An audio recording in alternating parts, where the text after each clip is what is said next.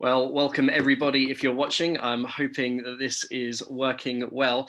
And just as my phone goes off, that's great, isn't it? Welcome to Unpacked Lunch. This is the time of the week where we decide.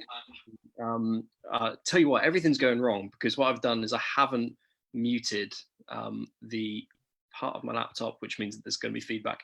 That was the best start we've ever had to Unpacked Lunch. Unpacked Lunch is a time where we can unpack some of Sunday's talk that Steve did this week, ask some of the bigger questions in and around it. And so if you watched online on Sunday, then this is definitely for you because you can dig in further to what we looked at. If this is the first time you've even heard of The Forge, or if you didn't watch on Sunday's talk, you can catch up afterwards, but this will give you a head start into what you listen to. So really glad that you're joining with us. Feel free to ask any questions that you have below Steve speaking this week. So make them as hard as you possibly can. Doesn't even have to be around the series. You can just make all the life questions you can ask them today. So Steve, how you doing? Hey, I am very well. Thanks, Johnny. Good to see you. Good to see you. Thanks for organising the technical side of these things. You're doing very well. Well, I'm learning at it. I'm definitely not as smooth as Finn, and yeah, it was not particularly smooth today. Are you there? I am, yes. Right, cool. Sorry, I thought it had frozen again. Hey, let's get straight into it then, shall we? Before anything else goes wrong, it's always inevitable that as soon as you start a Facebook live stream, people start calling you, texting you, everything else. But hey, here we go.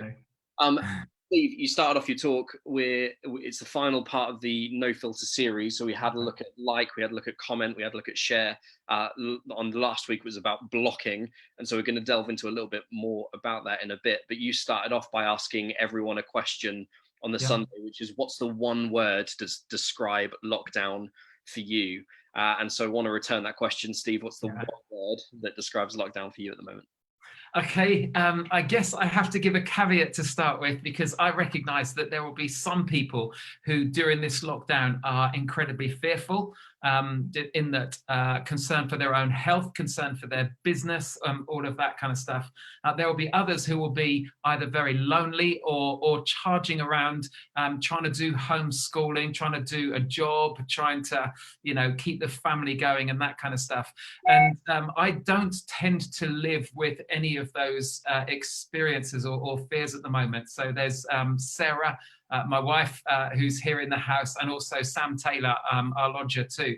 And so the word for me would be peaceful, because I've spent more time out in the garden. There's not the traffic going past. I haven't even got the chip shop next door open. And so we haven't even got the kind of footfall from that. I've been able to go on walks, and yeah, it's been lovely. So also, I haven't been rushing around going to meetings. Now, I've had lots of meetings, but I'm not rushing around going to them. So I found it really peaceful. Hey, that's good. Definitely think that whilst, of course, loads of people are in different situations and hard stuff's going on, actually when people are enjoying life and the rest of it, that's definitely worth celebrating. And and really glad that we're all going to be in a better place because you're in a good place as well. So that wasn't a subtle dig, by the way, in terms of... No, good. I'm glad. Cool. So walk us through the talk. What did you say on Sunday? Yeah, it was basically picking up that during lockdown, we are kind of often forced together as people, and it's like this pressure cooker. That obviously good things can come from that, but also the differences and the annoyances are accentuated. And so how do we deal with people in those kind of circumstances? And also just recognizing that in society we have seen a rise in domestic violence and issues coming from the home with regards to children too, just in unsafe environments. And so what I wanted to do was to be able to look at two groups of people and how it is that we should be responding to them. And so I picked up on the idea of those that are kind of toxic. Toxic people are dangerous people. And I also talked about what we would just term as that horrible noise, those sandpaper people, the people that rub us up the wrong way.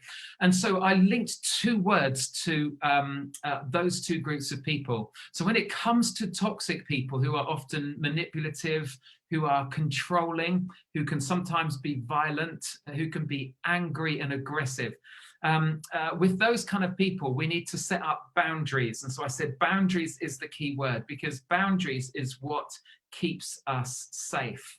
And in any relationship, we need boundaries. And so certainly when it comes to toxic people, but also lots of us won't have loads of those people in our lives. Most of us will have what we just called as sandpaper people who will rub us up the wrong way. And so what do we do in those circumstances? And so I just picked up that as boundaries are needed with toxic people, it's opportunities that come with sandpaper people, because they can shape us into being the people that God wants us to be. And so I delved into that a little bit, about how God through the Holy Spirit can shape our lives through other people. And often it's through other people that might cause that kind of angst or that frustration, that God teaches us things through them.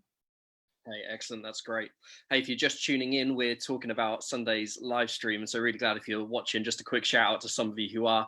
Trev, welcome to you. Rob Driver, Andrew, and Sam. Ben's just joined as well. Janet and Joe. I hope you're all doing very well indeed. And so, Steve, you just talked about boundaries there a little. Delve into that a little bit more. Yeah. Boundaries are needed in any kind of relationship and with any situation. And so we will have spatial boundaries. We all know someone who, when they talk to us, comes up too close.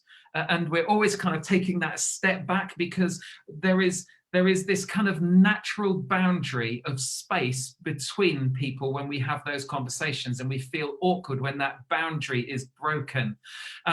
We would have sharing boundaries. So, what I say here with however many people are watching, I will share to a certain level, but I'll put a boundary on it. Whereas if you and I, Jonny, go for a walk, I might share that much more because it feels safer. And so therefore the boundary is stretched.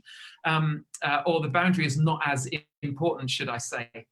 We have behavioral boundaries. So, if we have children or even our friends, we would expect them to behave in a certain way. And if their behavior breaks that, it breaks a boundary and it breaks a level of trust. And so when it comes to destructive people, or manipulative people, or violent people, establishing boundaries is essential. And they may be internal ones that we just think about and say, I'm not going to allow anyone to cross that boundary, but we don't tell people. And so maybe it's those people who are constantly getting onto us, constantly trying to contact us. We don't say, I'm only going to answer 1 call out of 5, but in our heads, that's what we're thinking, because we set up an internal boundary. And sometimes actually it's really important that we actually express and externalize what that boundary is. And so if we have a partner or a boss, or even friends who every now and again just lose it and they shout at us and they're abusive or they're swearing at us, in a sense, it's worth putting the boundary out there. I'm not going to talk to you while you're feeling this angry. So I'm going to step away, and when you've cooled down, I will come. That's a boundary. And actually, they're really, really important. And that's especially so with what I would call toxic people, those who can cause us damage. And so the Bible, in fact, in Proverbs, it kind of speaks into this, because in Proverbs it says this: above all else, guard your heart, for it affects everything that you do. And so when toxic people will abuse us, when they say things to damage and hurt us, that inevitably affects not just how we view ourselves, but then how we live our lives. And so Solomon, who was one of the wisest men who ever lived, wrote that down. He says, you've got to guard your heart. You've got to put a boundary there to protect it from being damaged, because if your heart gets damaged or your thought process gets damaged, it will affect how you live your lives. There's another one in Proverbs 22, verse 5. It says, in the paths of the wicked are snares and pitfalls, but those who would preserve, oh, hang on a second, I've got to move that. Those who would preserve their life, stay far from them. In other words, they're saying there are people who will cause you damage, and so therefore we need to stay away. There needs to be a boundary that's put up. And in fact, if you read through the Proverbs, often these toxic people, these damaging or manipulative people, are either called wicked or they're called fools. And so fools think that their way is right, whereas the wise listen to others. So you can identify whoever says, I know it all, I don't need to have the advice of other people. They're a fool. We need to be careful of them. It's not necessarily that they're toxic, they might just be stupid, but we need to put a barrier and guard ourselves with it. So I think boundaries play a part in all kinds of life, but when it comes to really difficult or hurtful people, then those boundaries and thinking through those boundaries becomes so important. That's great. That's really good. Hey, again, just want to say, if you just joined us online, welcome. If you've just joined us, we're just going through Sunday's talk. Welcome to Dean. Welcome to Val as well. I'm really glad that you've joined with us. If you've got any questions around anything that's been said or anything from Sunday, put them in the comments below. Anything around boundaries, relationships, how babies are made, anything like that. And Steve will answer. Steve, one of the things that you said on Sunday, or you brushed over, and I know from speaking to you, it was actually a part of the talk that you were really cautious about and really thoughtful about, but something that actually ideally you'd want to have far more of a conversation over. That a 15-minute talk will never give justice to, and that was all around marriage and spouses and boundaries we put up there. But actually, particularly when those things can get toxic. Can you share a little bit more around that? Yes. I've grown up with the understanding and the value that marriage is for life. And so I still hold on to that. I still think that's really, really important. And the Bible sets out what Christian marriage is. And Christian marriage is husband and wife submitting to one another and loving each other. And so it paints this beautiful picture. When there is abuse, whether that's verbal and emotional abuse, or whether there's physical abuse, in fact, those vows are broken. Because it's not about loving and it's not about being suddenly something happens. And I have heard of people who have stayed in a dangerous relationship just because they remember standing at the front of church saying, for better, for worse, for richer, for poorer. And so they think that they should have to put up with physical abuse, of violence. And actually, I don't think that's the case, because already the vows have been violated and been broken. I was chatting earlier, in fact, Jan is watching, I believe, today, but I was chatting with Jan earlier because Jan is in Felixstowe and helps to lead a church in Ipswich. And many years ago, in her first marriage, it became a violent marriage, and she just talked with me and saying that they were really in love, they got married, but the first sign of something kind of switching or changing was even on their honeymoon, when he became violent towards her. And they were deeply in love, but she said that he was passionately loving towards her and then could flip to be passionately hateful towards her. And there was this kind of controlling element within the relationship, which was incredibly damaging. And one of the things which he did, which I know that many people in these toxic relationships, they put the blame on the other person to say, I only did that because it was you, because you didn't do this. And so all the blame was for the trouble within that marriage was placed on Jan. And so therefore it's her responsibility to try and put that right. And so she stayed within that marriage for, I think she said 7.5 years before she got out of that relationship. And so would I say that, oh, Jan, that's really bad that you got it because you'd made vows? No, that was absolutely right. Absolutely right. Because in a sense, he divorced her when he started hitting her, because that was the break of marriage. So I don't think people should just because their partner annoys them, therefore you've got to get out of your marriage, because that's not toxic. That's just annoying. But I think when there is real overpowering control and abuse, physical abuse, and really deep emotional abuse, I don't think we should stay within those relationships. And I think we need to get out, because otherwise it damages the very person that we are. And and we have to guard our hearts, remember. Yeah, for sure. So I don't say that lightly, and I also know that leaving is incredibly difficult because of the manipulation and control that a spouse can have over a person in those kind of situations. But I do think so. More often than not, I think it's boundaries.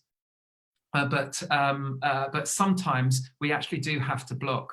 And so I know of people who have left their jobs because their boss or their work colleagues were just horrible.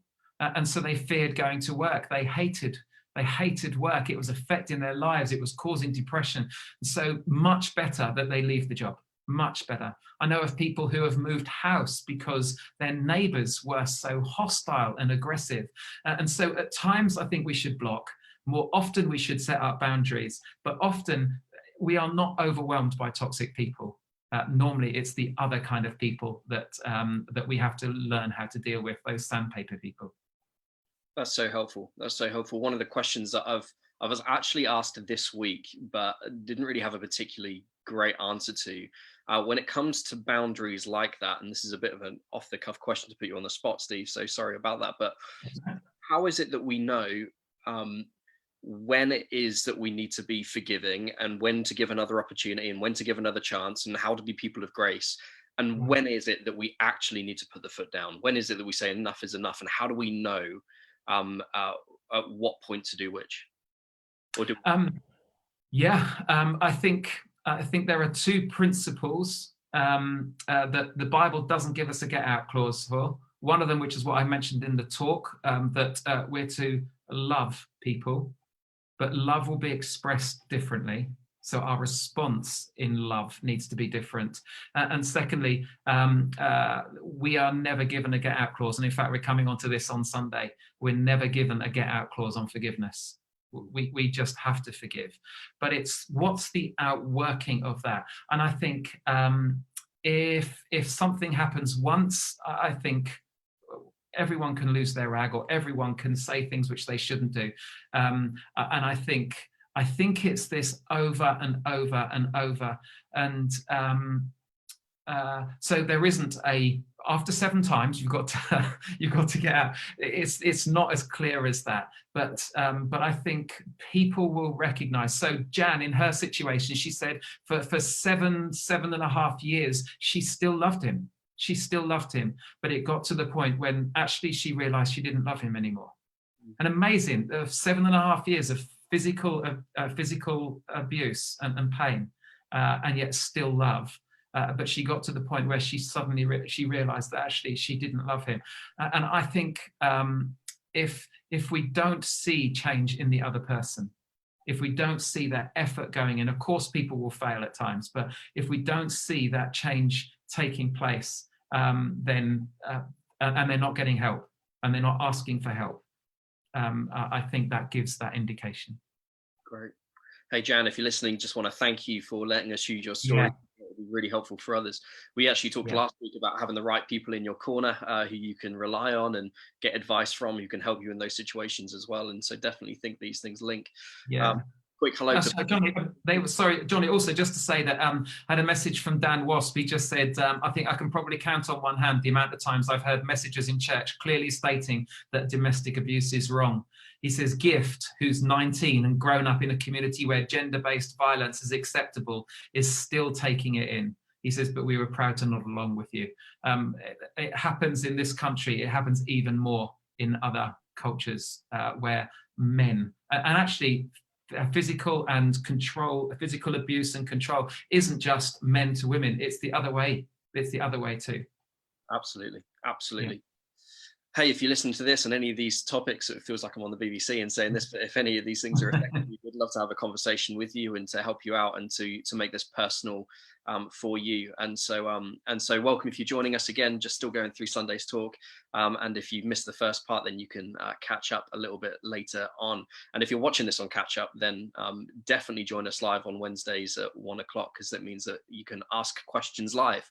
So if you've got any questions, put them in the comments below. But still, Jonny, sorry, just one other thing. What's the great thing about Jan's story is she's now in a fabulous marriage with Chris, and they've got 2 great boys. But also she now runs what's called the Freedom Program, which is helping people coming out of domestic violence. And it helps them to recognize controlling behavior, and also what a proper relationship looks like. To really help people, because you can get so muddled in your head. So what she's doing is brilliant. And if people want to find out more, they can contact us and we can put in touch with Jan and with other local people who are doing that. That's excellent. That's excellent.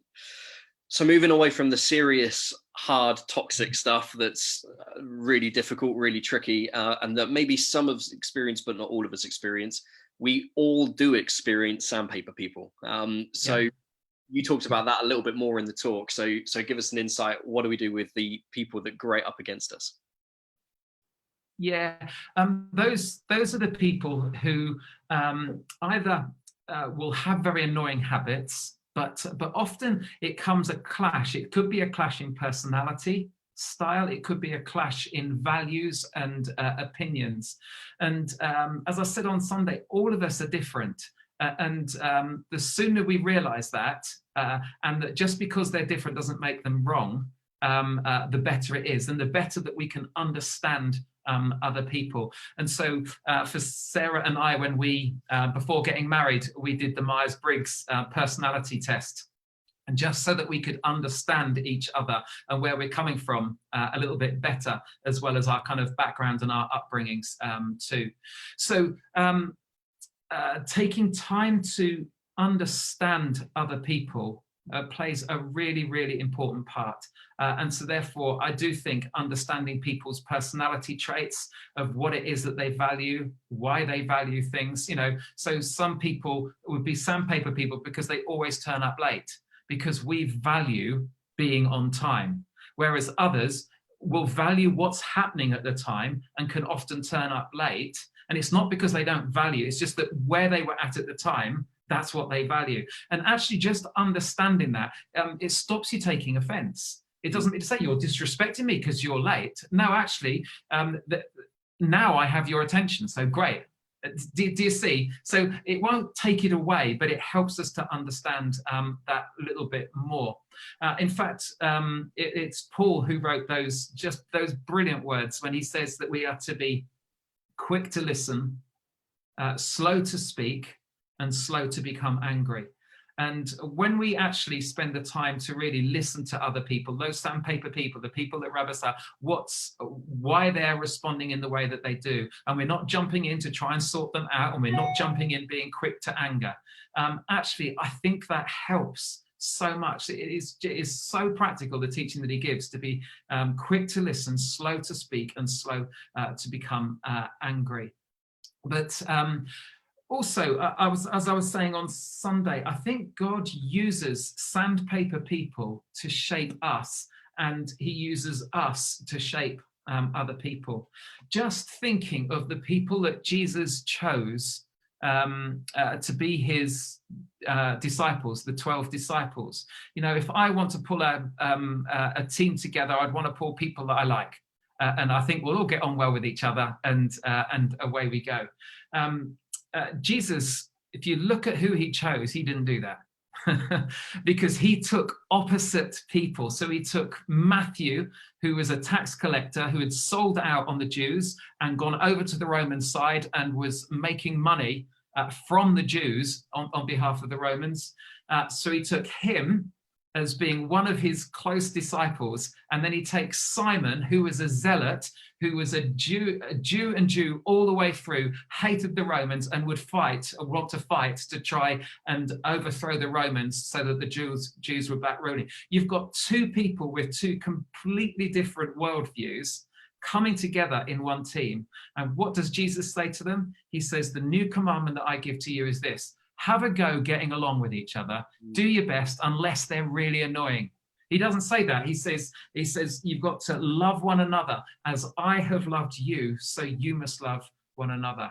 And so Jesus brought these diverse bunch of people together to learn how to get on with each other, to learn how to love each other, and for each other to help shape them to become the people who would become the leaders of the first century church. And it's why we're having these conversations together, because of those guys who were willing to work at that, to understand what it is to overcome those differences, to love each other, and to serve God.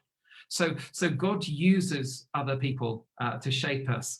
And, you know, there's, I remember growing up hearing this illustration quite often, but, you know, when grit gets into an oyster, the oyster wants to get rid of it, but produces something beautiful, which is the pearl. And I think annoying people, irritating people, can produce the pearl of love, of joy, of peace, of patience, of kindness, of goodness, faithfulness, gentleness, and self-control in our lives. And yeah, I find that remarkable. So much of it comes down to attitude. It comes down to attitude. Charles, I'm going to be quickly find Charles Swindoll. He wrote this. He says, we can't change our past, and we can't change the fact that people will act in a certain way. We cannot change the inevitable. The only thing we can do is play on the one string we have, and that is our attitude. I'm convinced that life is 10% what happens to me and 90% of how I react to it. And so absolutely, we can't get rid of people who annoy us, but we can change our attitude, and we can do that in a number of ways, by getting to know them and understanding what God is doing through them for us. That's awesome. I love that one of his famous teachings is love your enemies. And I've always heard that when Jesus says that, and I always think of the enemies being out there somewhere that we don't speak to. But I love that, even thinking about Matthew and Simon, I almost as if he said it and sort of looked over to them and gave that and then the whole crowd sort of turns to face them. But sandpaper will give you an opportunity to grow. One of my favorite stories of my sister, when she was 14 years old, she's going to kill me for saying this, when she was 14 years old, she had one of those tools that makes your feet smooth, you know, the little foot. Yeah, I know. And I'll always remember her limping back from the garage because she tried to use my dad's electric sander to make it quicker. So from that, I will always now remember that sandpaper people will hurt you, but they will always give you a lesson to learn. That's sorry, Beth. Love you. I like that. I like that a lot. Cool. So hey, we're coming to an end, but if you're watching, do send some questions now. Andrew Stewart has asked how a baby's made, but I don't think I'm going to ask Steve that, because I think we might be taken down from Facebook. But questions, yeah, we haven't got any big serious questions that we can ask Steve at the moment, but if you do have any, certainly not too late. Whilst you might think of some, Steve, tell us what's coming up this week. Yeah, this week we start a new series, and it's called Things Jesus Never Said.